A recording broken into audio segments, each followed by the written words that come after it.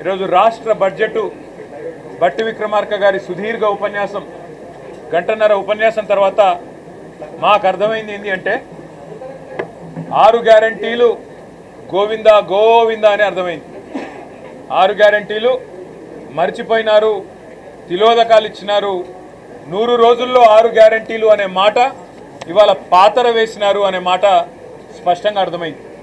ఈ మాట నేను ఎందుకంటా ఉన్నా అంటే ఈరోజు రాష్ట్ర ప్రభుత్వం ప్రవేశపెట్టిన రెండవ బడ్జెట్, వారు అధికారంలోకి వచ్చిన తర్వాత డిసెంబర్ 2023లో ఇది రెండవ బడ్జెట్ వారు ప్రవేశపెట్టింది.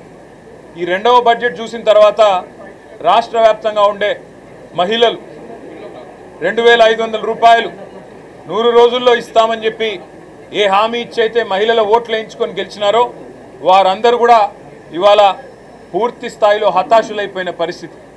అదేవిధంగా రాష్ట్రంలోని పెద్ద మనుషులు 4000 రూపాయల పెన్షన్ 100 రోజుల్లో వస్తుందని ఎదురు చూసిన వారందరికీ కూడా ఈరోజు దాదాపు 500 రోజుల తర్వాత గోవిందా గోవిందా 4000 పెన్షన్ అనేది అర్థమైపోయిన పరిస్థితి.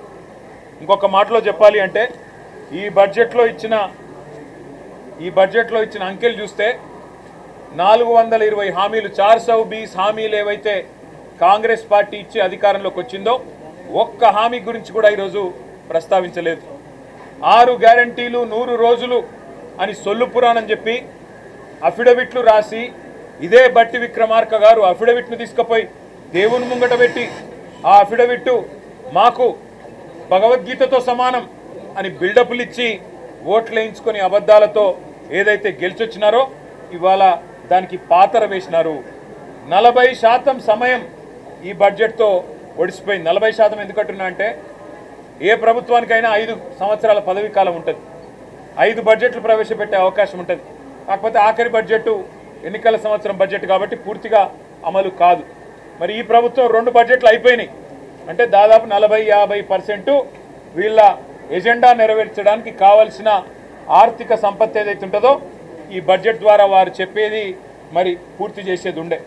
కానీ ఒక్కటంటే ఒక్క హామీ, తులం బంగారం దిక్కులేదు, నెలకు 2500 మహాలక్ష్మి దిక్కులేదు, అదేవిధంగా నెలకు 4000 రూపాయలు ఇస్తానన్న మాటకు ఇవాళ పాత్ర వేసినారు. ఆనాడు కేసీఆర్ గారి ప్రభుత్వంలో నేతన్నలకు పెద్దపీట వేస్తూ చేనేతకు మేము పెట్టిన బడ్జెటు 1200 కోట్ల రూపాయలు, కానీ ఈరోజు 370 కోట్లకే పరిమితమైపోయిన పరిస్థితి కనబడతా ఉన్నది. ఇంకా దుర్మార్గం ఏంటి అంటే ఆటో డ్రైవర్లు 100 మందికి పైగా ఆత్మహత్యలు చేసుకుంటే వారికి చెప్పిన ఆటో డ్రైవర్ల సంక్షేమ బోర్డు అతి లేదు గతి లేదు. రాష్ట్ర వ్యాప్తంగా 8 లక్షల మంది ఆటో డ్రైవర్లు ఇవాళ అవస్థలు పడుతుంటే వారి గురించి ఒక్క మాట, ఒక్క ఉపశమనంతో వారిని ఊకోబెట్టే ఒక్క మాట కూడా లేదు ఈ బడ్జెట్లో. అదే మాదిరిగా చెప్పారు వీళ్ళు స్విగ్గీ, జొమాటో, అదేవిధంగా ఇంకా ఇతర ఏవైతే ఈ చిన్న చిన్న యాప్స్ ఉంటాయో వాటి ద్వారా మన ఇళ్లలోకి వచ్చి ఫుడ్ డెలివరీ చేసే అబ్బాయిలు వాళ్ళు ఎవరైతే ఉంటారో వాళ్ళందరికీ గిగ్ వర్కర్స్ బోర్డు పెడతాము అని మాట ఇచ్చారు. ఆనాడు రాహుల్ గాంధీ గారు స్వయంగా చెప్పారు. దాని మాట కూడా ఈరోజు లేదు. ఏ రాష్ట్ర ప్రభుత్వ ఉద్యోగులకైతే ఆనాడు కేసీఆర్ గారు న్యాయం చేసి 73% ఫిట్మెంట్ ఇచ్చినారో వారికి ఇంకా ఎక్కువ న్యాయం చేస్తామన్నారు, ఇంకా ఎక్కువ మేలు చేస్తామన్నారు. వారి గురించి ఒక్క మాట కూడా ఈరోజు బడ్జెట్లో చెప్పలేదు.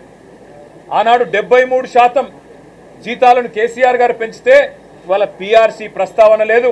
పెండింగ్లో ఉన్న 5 డిఏల గురించి ఒక్క మాట కూడా రాష్ట్ర ప్రభుత్వం కనీసం ప్రస్తావన చేయలేదు.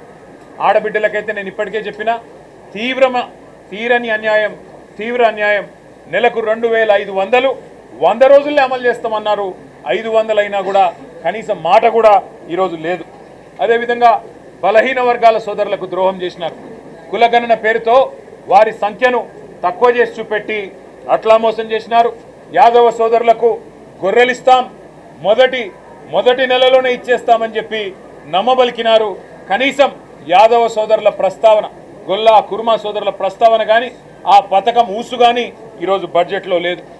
గౌడన్నలకు చెప్పినారు మీకు 15% కాదు వైన్ షాపుల్లో రిజర్వేషను 25% అన్నారు. ఈరోజు కనీసం గౌడన్నల గీత కార్మికుల మాట కానీ మరి నేత కార్మికుల మాట కానీ కనీస మాత్రంగా కూడా లేదు. అంబేద్కర్ అభయహస్తం అన్నారు, ఎస్సీ ఎస్టీ డిక్లరేషన్ చేవెళ్లలో పెట్టినారు. కేసీఆర్ గారు దళిత బంధు ద్వారా 10 లక్షలు ఇస్తే మేము 12 లక్షలు ఇస్తామన్నారు. మరి ఈరోజు రాష్ట్రంలోని దళితులకు వెన్నుపోటు పడుస్తూ గతంలో దళిత బంధు ద్వారా ఇచ్చిన నిధులను ఆపేయడమే కాకుండా ఈరోజు అంబేద్కర్ అభయహస్తం గురించి కనీసం మాట మాత్రంగా కూడా ప్రస్తావించకుండా రాష్ట్రంలోని దళిత సోదరులను గిరిజన సోదరులను మోసం చేసినారు. రాహుల్ గాంధీ గారు స్వయంగా వచ్చి అశోక్ నగర్లో ఛాయ్ తాగుకుంటూ ఫోటోలకు పోజులు ఇచ్చుకుంటూ మొదటి సంవత్సరంలోనే 2 లక్షల ఉద్యోగాలు ఇస్తా అని నరికిండు. మరి ఎక్కడ పోయినాయి 2 లక్షల ఉద్యోగాలంటే ఇవాళ కనీసంగా నిరుద్యోగుల గురించి ఒక్క మాట కూడా చెప్పే పరిస్థితి లేదు. కేసీఆర్ ప్రభుత్వం ఇచ్చిన ఉద్యోగాలకు వీళ్ళు కాగితాలు ఇచ్చుకుంటా మేమిచ్చినామని చెబితే మందికి పుట్టిన బిడ్డలు మా బిడ్డలు అని చెప్పుకుంటే రాష్ట్ర ప్రభుత్వం ఇవాళ చెప్తున్న అబద్ధాలు చూసి రాష్ట్రంలోని నిరుద్యోగులు నవ్వుతున్నారు. రాష్ట్ర వ్యాప్తంగా పిల్లలు నవ్వుతా ఉన్నారు. ఉద్యోగాలు ఇచ్చింది కేసీఆర్ ప్రభుత్వం, కాగితాలు ఇచ్చిన సన్నాసులు మీరు. 2 లక్షల ఉద్యోగాలు ఏదైతే రాహుల్ గాంధీ చెప్పిండో నేను డిమాండ్ చేస్తున్నా.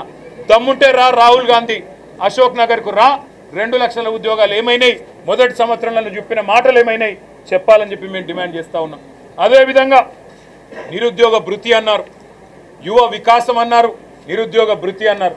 4,000 రూపాయలు ఇస్తాం, కేసీఆర్ గారు మోసం చేసినారన్నారు.